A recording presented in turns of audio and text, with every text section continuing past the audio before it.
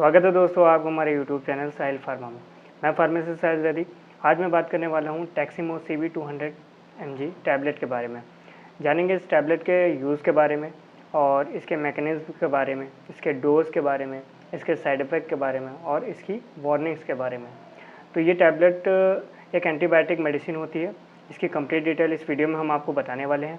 तो अगर आप मेरे चैनल पर नए हैं, अगर आपने मेरे चैनल को अभी तक सब्सक्राइब नहीं किया है तो चैनल को सब्सक्राइब ज़रूर कर लें।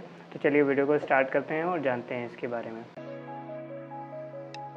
तो दोस्तों टैक्सीमो CV200 टैबलेट जो होती है ये एक एंटीबायोटिक मेडिसिन होती है। ये कॉम्बिनेशन मेडिसिन होती है। इसके दो कॉम्बिनेशन में आती है।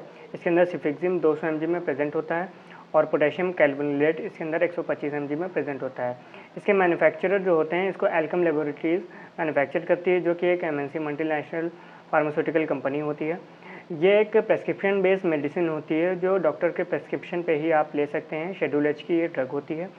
जानते हैं इसके अंदर जो सिफिक्सिम पाया जाता है ये एक एंटीबायोटिक होता है जो कि बैक्टीरियल सेल वॉल को ग्रोथ को इनहिबिट करने में हेल्प करता है। इसके अंदर जो पोटेशियम कैल्विनुलेट पाया जाता है एक बीटा लैक्टेमेज एंजाइम इनहिबिटर होता है।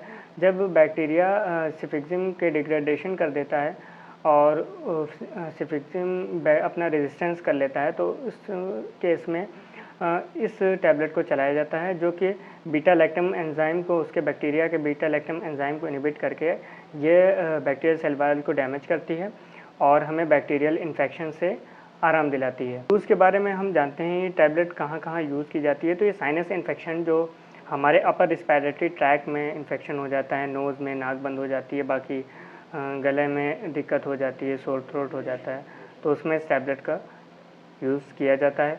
बाकी इसको सेक्सुअली ट्रांसमिटेड डिजीज़ में दिया जाता है, जैसे गोनोरिया हो गई और ट्राइकोमोनासिस हो गई, HIV एड्स हो गई और बाकी जेनाइटल हर्ब्स हो जाते हैं, तो उसमें इस टैबलेट को यूज़ किया जाता है।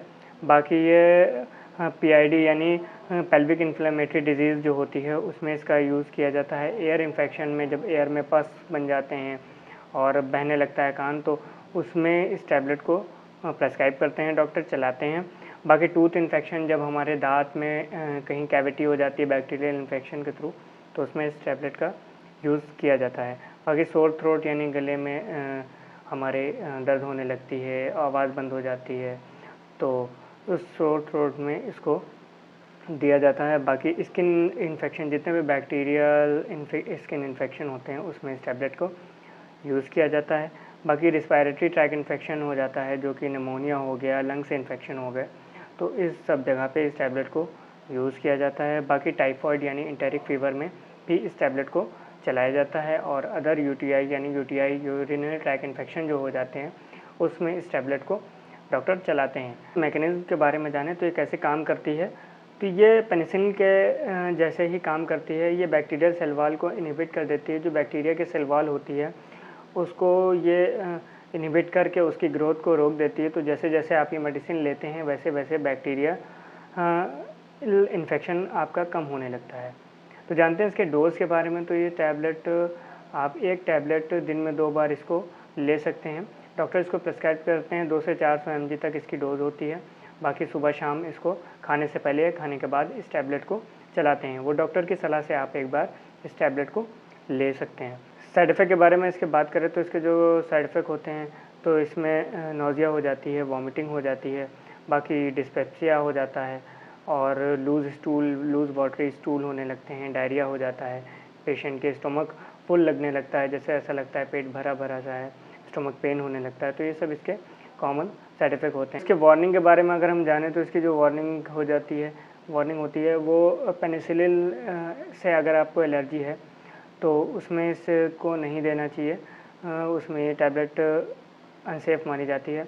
बाकी अगर डायरिया हो गया, आपके क्लॉस्ट्रीडियम डिफिशियल एक बैक्टीरिया होता है उसके ज़रिए डायरिया हुआ है, तो उसमें इस टैबलेट को नहीं देना चाहिए। बाकी अगर लिवर डिजीज़ है यानी फैटी लिवर है, सिरोसिस है, तो उसमें इस टैबलेट को नहीं देना चाहिए। बाकी रीनल फेलियर है यानी किडनी डिजीज़ है अगर, तो उसमें इस टैबलेट को नहीं देना चाहिए। बाकी अगर आपके इरेगुलर हार्ट बीट हो जाती है यानी जल्दी हार्ट से रिलेटेड कुछ प्रॉब्लम है, तो उसमें इस टैबलेट को नहीं देना चाहिए जल्दी।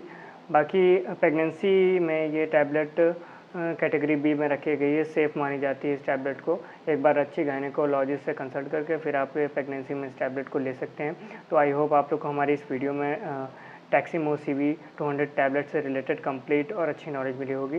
तो मेरे चैनल को सपोर्ट करें और वीडियो को शेयर करें। मिलते हैं नेक्स्ट वीडियो में। Thanks for watching. साहिल पारमा।